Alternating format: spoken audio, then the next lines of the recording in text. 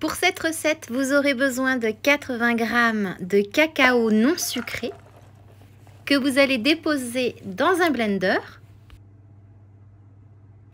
Ajoutez ensuite 185 ml d'eau.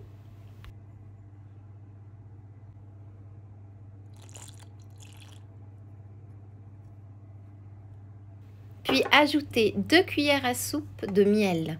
Alors je précise que comme j'aime avoir une crème dessert au chocolat assez forte en goût chocolaté, je ne mets que 2 cuillères à soupe de miel. Bien sûr, pour ceux qui ont la dent un peu plus sucrée, eh bien je vous conseille d'en ajouter 5 cuillères à soupe étant donné que l'amertume du cacao est très forte. Vous l'aurez compris, ça dépend de chacun. Puis mixez pendant une dizaine de secondes et votre crème dessert au chocolat est prête à être dégustée.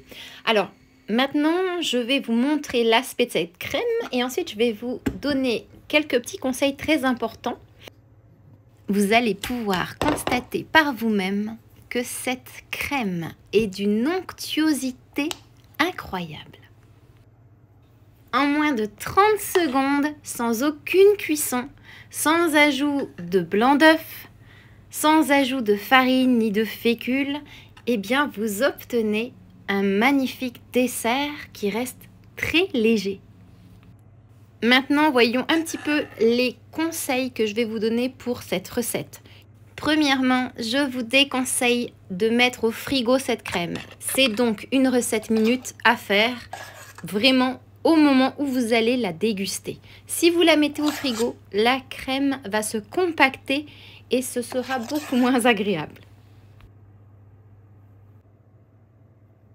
Ensuite, sachez que vous pouvez faire de cette crème dessert au chocolat une pâte à tartiner au chocolat qui reste saine, délicieuse, peu coûteuse, sans ajout de produits laitiers ou bien de conservateurs industriels ou encore d'additifs. Et pour cela, rien de plus simple. Si vous souhaitez obtenir une pâte à tartiner au chocolat, il faudra ajouter 25 g de cacao non sucré.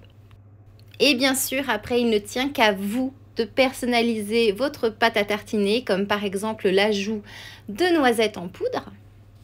Mais je suis certaine que vous allez apprécier cette recette. Et maintenant, il ne me reste plus qu'à vous souhaiter une délicieuse dégustation.